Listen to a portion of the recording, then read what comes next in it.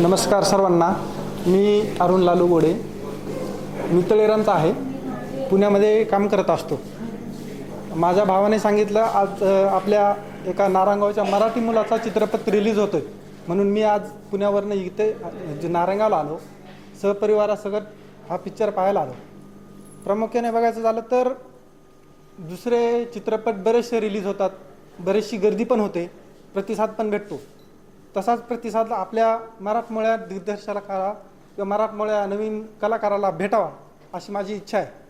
आता माझा अनुभव म्हटलं तर मी पिक्चर पाहिला, एकदम इमोशनल पिक्चर, आपल्या मनाला लागेल असा, मराठमोळ्या भागातील मराठी माणसांना आवडणारा पिक्चर, मराठी घरातील एक परिस्थितीची जाणीव करून देणारा पिक्चर, जो काय आपल्या भागात कशी परिस्थिती आहे, शहरात गेल्यानंतर विद्यार्थ्यांना कोणत्या आपल्या याला समस्यांना समोर जावं लागतं, या सगळ्याची जाणीव ह्या पिक्चरमधनं आपल्याला पाहायला मिळते.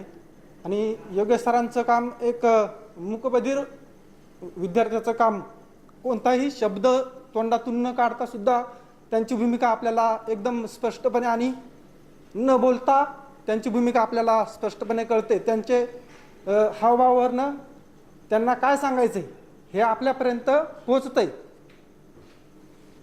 आपल्याला या पिक्चरमधून बरंच काही शिकण्यासारखं आहे.